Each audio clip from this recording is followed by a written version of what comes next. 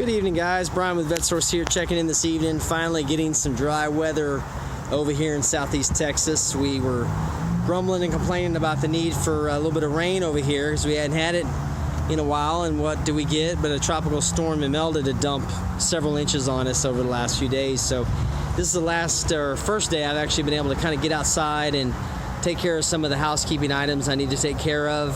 If you watch some of my videos earlier in the week, you'll see this is a parts car that I'm dismantling, yet another one. This is a 2001 Corvette that was wrecked in the front.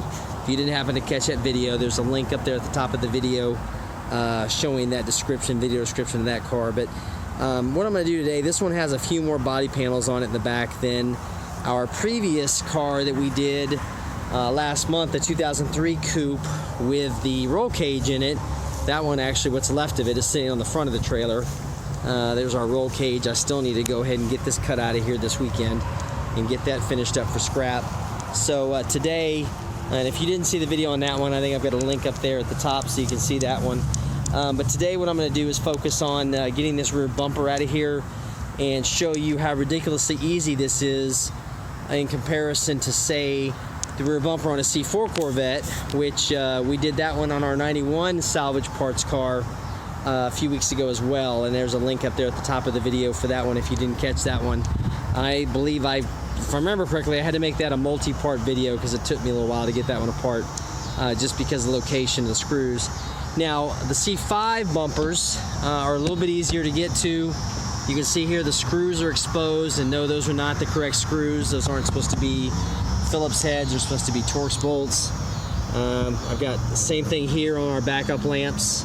Torx bolts here, up here, and then what we're working with up here, once we get our hatch pulled up, is the C4 has a perimeter, or C5 I should say, perimeter. That does not belong. C5 has Torx head bolts, perimeter, and these, by the way, that one's not the correct bolt. That one's a correct bolt with that finish that's coming off of it. It's a common issue with these C5s. They rust and corrode. The bolt heads do, the washers do, because the washers kind of like the way this one is. The washers are just kind of cheap on these. So these bolts go around the perimeter, and then the only thing that we've got to get to that's just mildly tricky is in here. We're going to get inside, get these bolts off of here. Inside there, those would be 10 millimeters, and those run up that perimeter right there, and that makes it come off. So the whole thing will come off for us. And there's one more right. Oh, I'm sorry. That's for the that trailer hitch they installed on this thing. The bolt, I think they took it out already. Maybe they took it off of here. Oh yeah, they don't even have it installed. Normally there would be one right there, but they don't even have it in there. So I've got the tools set up, so let's go ahead and pop these taillights out real quick. We'll start there so that we can get in here. We've got our upper bolts, perimeter bolts loose already. Like I said, this is ridiculously simple to get these out of here. They don't come out with too much confusion or consternation. It is nice though to finally get some dry weather, because along with all that rain, we still kept our heat up.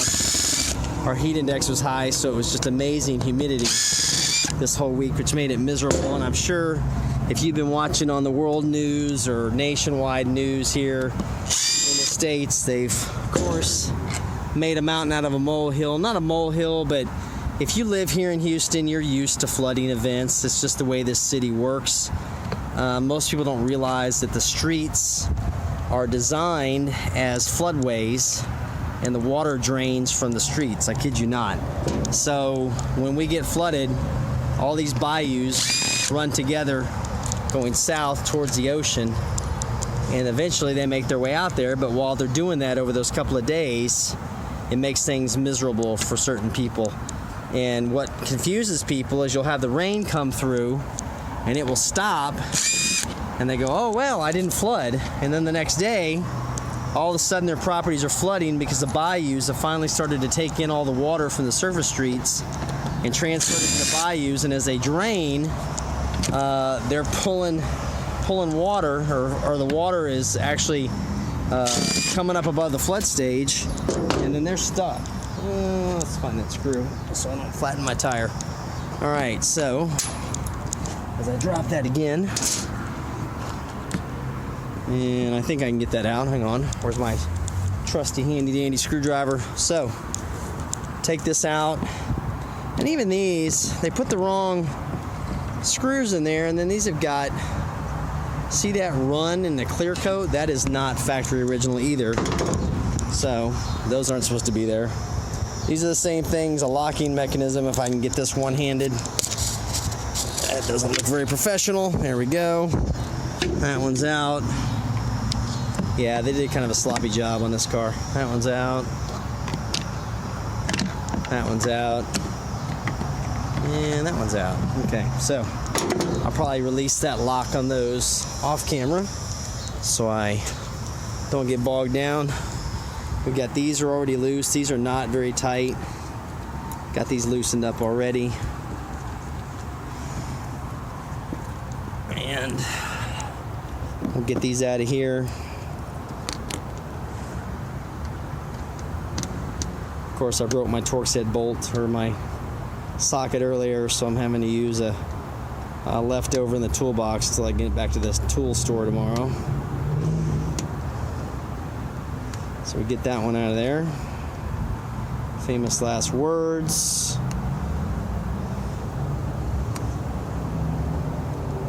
As I keep wrenching on it, it doesn't come loose. Well, that's because it's the wrong one. Top of that.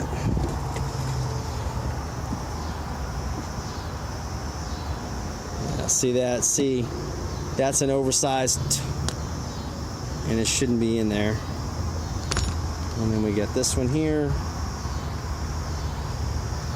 And once this is out, you can see the washer head was specifically designed for this piece right here. You can see the washer has a little shoulder on it right there.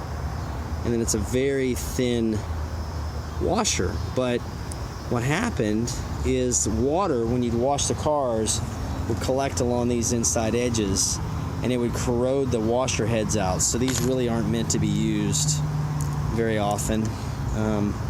It's kind of what I keep going back to, the cheapening of some of the materials that they used to build the cars. Of course, this doesn't belong in there at all.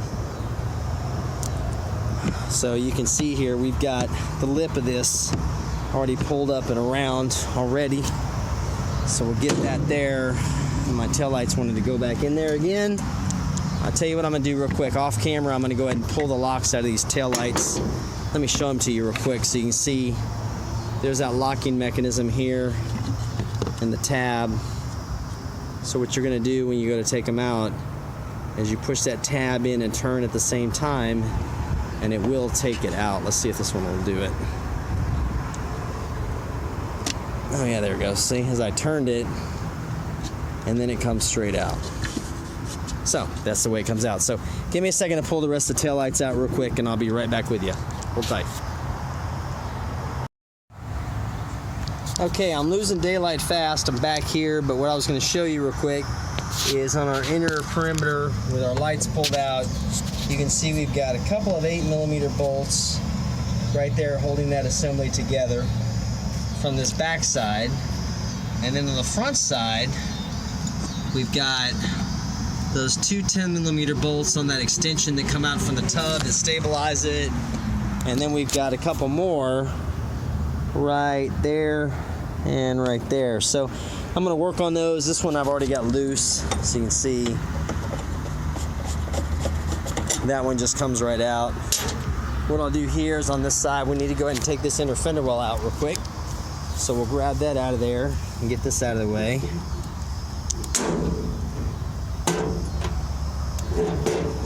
And the inner fender on this era of Corvettes is held in with just a few 7mm bolts right here.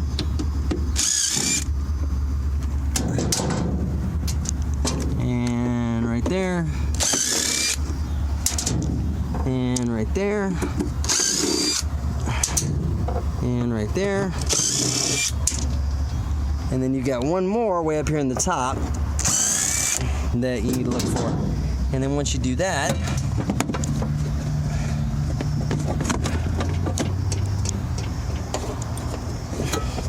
oh, sorry. One more here.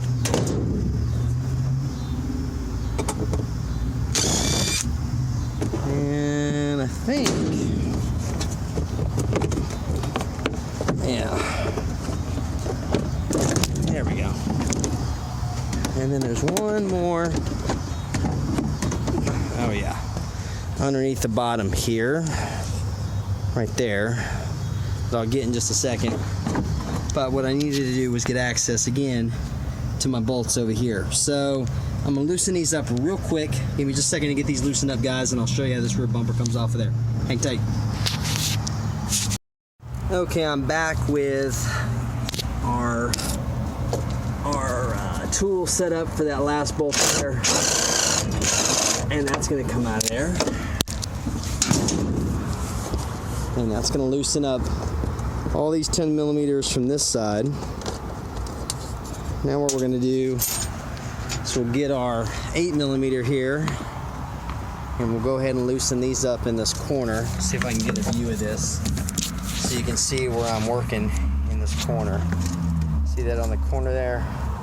So once you get these cracked and open, they'll come out for us. I just don't have my right tool stack up with me, so I'm using the old manual, old school tools, which in some cases I actually do like using my hand tools more than I do the power tools, but a lot of that is personal preference. If you're getting into doing this kind of work, guys, go with what works for you, I always say. There's certain tools I like to use, and then there's certain that I just like it for the feel of how I get the parts off and kind of where I'm going with it, you know. That sounds crazy, but talk to any old mechanic and he'll tell you the same thing. So got those started. Of course, these are going to have a little bit of corrosion on them. Now, one thing I forgot to mention, guys, is that any of these parts you see me playing with in my videos obviously are all for sale. So if you happen to stumble across me because you're looking for parts for your Corvette, give me a call. All of these are available for sale. As much as I love Corvette parts, I'm not going to hoard them and keep them forever, because that does me no good. So I'm going to work on finishing getting these last two bolts loose on this side, and I'm going to work on these two on this side, because we've already got our other perimeter bolts, so we're almost there out. And then once I get those 4 bolts out, I'll show you guys how this whole assembly comes off of here. So give me a few minutes to get back to you, and I'll be right back. Okay, I'm back in our fading light. We've got our bolts out of here that we need to do. One thing that made this also a lot easier, in addition to having less bolts to contend with, because all I had on this side were 4 10 millimeters and 2 8 millimeters, is the holes to get in here. The taillights are much bigger on the C4. As you can see, I wasn't trying to angle my arm in weird positions to get that thing in there, so it really worked out well for me. But you can see 4 bolts, 6 bolts on each side, the perimeter, Torx bolts on the top, and those 2 keepers on the bottom. And in our fading daylight, we're just about ready. Of course, that one incorrect screw is going to hold me up. Of course it is. So let's see if I can wedge this a little bit. You can see everything here is pretty much ready to remove. There's that. And use the old-fashioned screwdriver. There we go. And voila. The rear bumper is removed. Now you want to remember to take out your light harnesses here. I had 2 of those that did not want to come out. And there's my 3rd brake light harness there. And that does it, guys. There's the rear bumper on the C5 Corvettes. Done for you, lickety split.